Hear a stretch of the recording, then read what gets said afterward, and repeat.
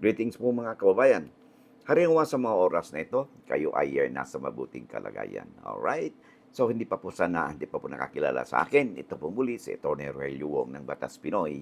Ang ating pong channel isa pong Legal Aid Public Service Program ng inyong lingkod in collaboration with Integrated Bar of the Philippines, Manila Port Chapter. Alright? Also, I would like to extend yung ating pagpapasalamat sa mga taga-subaybay po natin mga likers po natin, mga subscribers po natin na walang sawa na nagsusuporta po sa atin, lalo na yung hindi nag-skip ng mga ads, nagpapadalang super chats, highly appreciated po yun, no? Alam naman ninyo kung sino kayo at hindi po natin posible na mabanggit po natin lahat sa dami po ninyo. Pagpamanhina po ninyo, pero ako po ay nagpapasalamat sa mga suporta po ninyo. Dahil kung hindi po sa inyong suporta, ay baka hindi na po tayo magpapatuloy sa ating episode dito sa ating Batas Pinoy program. At ang inyong pong suporta ay malaking bagay po yan, bukod sa nagbibigay po sa atin ng motivation to continue spreading out legal information to our kababayans, lalo na yung nasa iba't ibang parte ng mundo, ay malaking bagay po na kayo po ay mai-share po ninyo ang ating mga video. So, para marating po natin sila, ay kailangan pong i-share po ninyo, i-like po ninyo mga videos po natin. At kung hindi po kayo nakapag-subscribe, pakiclick po ang subscribe buttons po natin upang sa ganun ay mapalawig pa natin ang ating advokasya na maipamahagi natin sa ating kababayan, kaibigan, kamag-anak o maaaring inyong kapitbahay o kakilala ang mga legal na impormasyon na ating pinag-usapan. Sabi nga natin ay lamang na ang may alam sa batas. Alright? So, okay, of course, excuse me, pakiclick din po yung notification bell para pag may mga updates po tayo, you will be duly notified. Okay? Maraming salamat. Okay, let's now proceed dito sa ating pong episode nito. Ito po may kinalaman sa sulat po sa atin ni Raul P. Bayonas. Okay? So sabi niya, Attorney, nag-email ako sa inyo upang ipaabot ang problema namin magkakapatid sa lupang mana ng mother ko. Mana, ngayon daw, inaangkin ngayon ng asawa ng tiyuhin ko dahil sila daw ang nagtrabaho for more than 40 years na sila daw ang nagbabayad ng buwis. Mula po hindi na rin nagbibigay ng share sa harvest ng palay. Attorney, hindi na po napatituluhan ng mother ko, ang hawak lang namin ay tax declaration certificate at regional sketch plan sa lupa noong paghati-hati ng lupa in 1975. Hindi kasi namin nasikaso. Maliit pa kami magkakapatid noon, pinagkatiwala ang mother ko sa tiyuhin ko. Parte na rin po ang tiyuhin ko at ang mother ko, kaya ngayon naman ay naisipang asikasuhin namin. Okay? So, may pag-asa ba namin makuha yung lupa, attorney? Kung oo, ano bang dapat gawin? Attorney, nagpa-survey ang tiyuhin ko sa lupa noong 2009. Buhay pa siya noon at nailipat sa kanyang pangalan ang survey plan at nasa DNR Talibon ngayon. Sabi ng abogadong DNR, siya na lang ang makapag-apply ng titulo. Totoo ba ito, attorney? Ang tax declaration sa mother ko pa rin. Pwede po ba yun? Okay. Alright. So una, base sa pagkaunawa natin sa sulat mo, Raul, yes, meron pa rin kayong karapatan doon sa lupa, kasi kayo ay tagapagmana na inyong magulang. Okay? Ngayon, hindi nahungahulugan na dahil ang inyong asawa ng iyong tiyuhin ay sila yung nandun na sa lupa na pinasakan ninyo. Pinasakan ninyo for the last 40 years, ay sila na yung may karapatan doon sa lupa.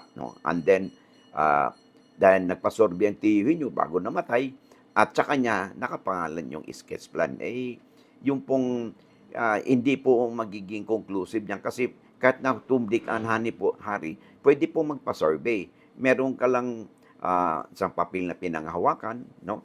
Yun po ang magiging basehan ng geodetic engineer na mag-conduct ng survey. But yung sketch plan by itself, kung kanino nakapangalan yun, is not a proof of ownership. Okay? Ngayon, maliwanag naman sa sulat mo na yan ay mana. Okay? Now, ah, kahit na 40 years na silang nagsaka doon, no? Ay hindi sila matuturing na in possession doon sa lupa in the concept of an owner. Kahit na sinasabi natin sila ang nagbabayad ng buwis. Una, sabi mo, ang tax declaration certificate ay nakapangalan pa rin sa nanay mo. So, kung nagbayad man sila ng buwis, no, doon sa lupa, most likely ito ay nakapangalan pa rin sa inyong magulang. Okay? Excuse me. Sa inyong nanay. Ngayon, ang gagawin ninyo dahil nag-apply sila ng titulo. Okay? So, ang gagawin ninyo ay mag-file kayo doon sa DNR ng uh, protest or opposition doon sa kanilang application. Kasi kayong mga heirs, no? Ang magiging position ninyo diyan ay yung inyong tiyuhin, okay? Tiyahin ninyo na inaangkin ngayon yung lupa. They are not there in the concept of an owner. Kahit nasabihin natin na sila ay nakatira na doon o nagtanim sila doon ng lupa sa lupa, no, for the last 40 years. In fact, the fact na nagbabayad sila sa inyo ng share doon sa harvest ng palay, ang ibig sabihin nito ay sila ay may tuturing at the most ay tenant lamang doon sa nasabing lupa. And maliwanag naman doon sa sulat mo na ang lupang ito ay mana ninyo. So hindi, bilang mga tagapagmana, hindi kayo maaring i-deprive ng inyong mana.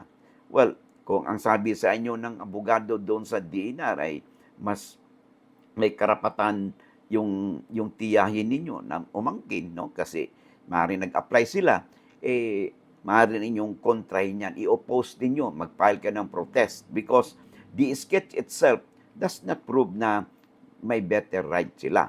Okay? The fact na ang tax declaration certificate ay hindi pa canceled at ito'y nakapangalan pa rin sa inyong magulang, ay meron kayong prima facie proof of ownership doon sa nasabing lupa. At kung kayo ay wala pang extrajudicial settlement of estate, abay magpagawa na kayo sa lawyer ng tinatawag nating EJS or extrajudicial settlement of estate and partition. Upang sa ganon, ay meron kayong mga legal na basihan o kasulatan, no, na maaaring gamitin ninyo kung sakali mang hindi kayo magkasundo at makarating sa korte ang inyong usapin.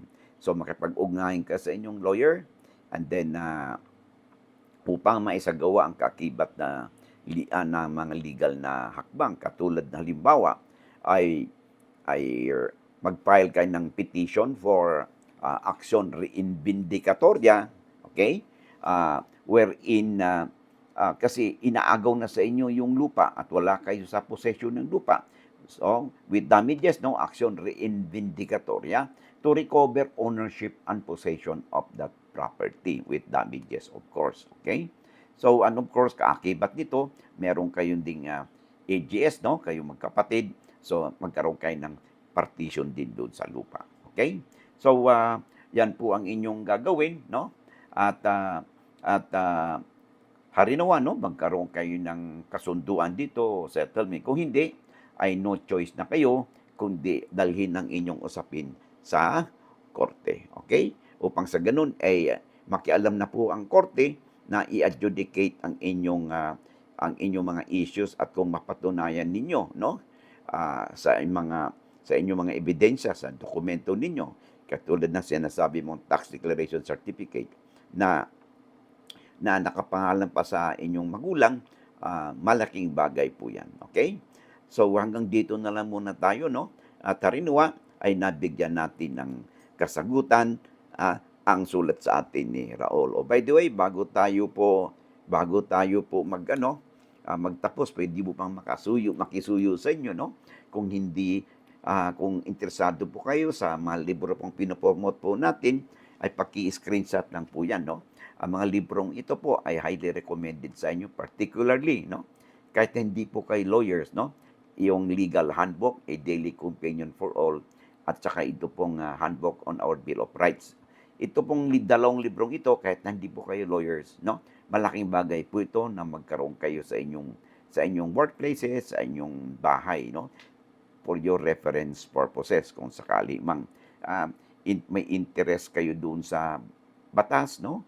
At kung kayo ay nagkakaroon ng situation na magkaroon kayo ng issue tungkol sa batas, at least meron kayong mababasa. At ito pong legal handbook nito, no, ay highly recommended din because ito po ay yung mga abstract o extract ng mga batas na may kinalaman po sa pang-araw-araw po nating buhay, no? Magmula nung tayo pinanganak, no? Nagkaasawa, nagkaroon ng pamilya, kinasal, may issue sa suporta, birth certificate, no, death certificate, marriage, employment against our employer, employee, termination of employment, issue about land titles, no, succession, mana, so donation, support, andito po, no, makakuha po kayo ng idea, tsaka yung easement, kung tawagin, yung right of way, no, na masyado pong hindi po maiwasan natin na magkaroon po na ganyang usapin sa ating mga properties, sa ating mga kapitbahay minsan, no, sa usaping easement or right of way. Okay? So, ang iba po natin mga libro, highly recommended po yan sa ating mga practitioners, no? Yung labor laws at saka yung corporate law annotated at saka yung SIPRA, no? Mga panyeros, panyeras, no? Mga hardbound books po ito at highly recommended po na you have a copy of this na magiging ready reference po ninyo sa ating practice. Okay? Maraming salamat. Alright? So, hanggang dito na muna tayo, no? At of course, bago tayo magtapos, sa kapapasok pa lang, meron mga replay po nito and you could play again, no? Itong ating napag-usapan na para din may mapulot po kayo sa ating mga napag-usapan. At kung hindi pa kayo napag-subscribe, pakiclick po ang subscribe, share, and like buttons po natin, and of course yung notification bell upang sa ganon ay wala po kayong mamimiss na mga episode pag magkaroon po tayo ng mga updates. Okay? Maraming salamat. See you in the next videos at God bless.